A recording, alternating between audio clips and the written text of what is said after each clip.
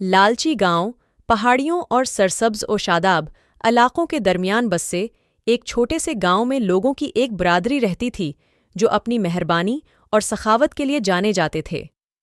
تاہم جیسے جیسے وقت گزرتا گیا، ایک باریک تبدیلی آئی اور کچھ دیہاتیوں کے دلوں میں لالچ کے بیج جڑ پکڑنے لگے۔ ایک دن اپنی فصلوں کی دیکھ بھال کرتے ہوئے جونس نامی ایک کسان کو اپنے کھیت میں دفن ایک پوشیدہ خزانے پر ٹھوکر لگی۔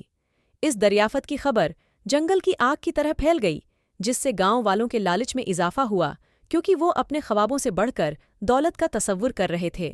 دولت کی خواہش کی وجہ سے گاؤں والے لالچ میں مبتلا ہو گئے اور ہر ایک اپنے لیے خزانے کا حصہ لینے کی سازش کر رہا تھا۔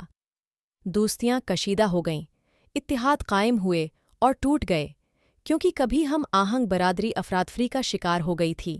دولت کی تلاش میں گاؤں والوں نے دھوکہ دہی اور دھوکہ دہی کا سہارا لیا اور اب اپنے پڑوسیوں کی فلاح و بہبود کی پرواہ نہیں کی۔ جھوٹ بولا جاتا تھا، اعتماد ٹوٹ جاتا تھا، اور ایک زمانے میں تنگ نظر رہنے والی برادری لالچ پر مبنی عزائم کی وجہ سے ٹوٹ پھوٹ کا شکار ہو جاتی تھی۔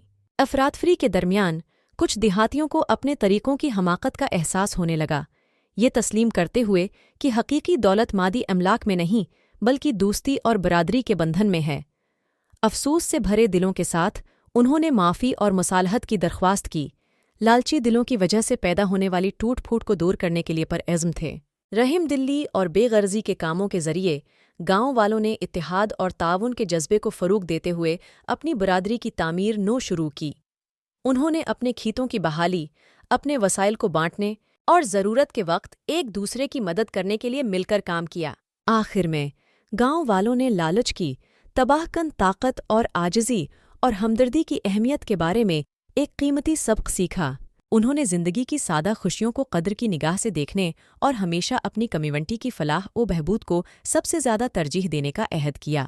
اور یوں ایک زمانے میں لالچ میں گھرے ایک گاؤں میں ایک بار پھر مہربانی اور سخاوت کے بیج بوئے گئے اور گاؤں والوں کو یاد دلایا گیا کہ حقیقی دولت سونے یا خزانے میں نہیں بلکہ ان کے رشتوں کی دولت اور ان کے رشتوں کی مضبوطی میں مل سکتی ہے۔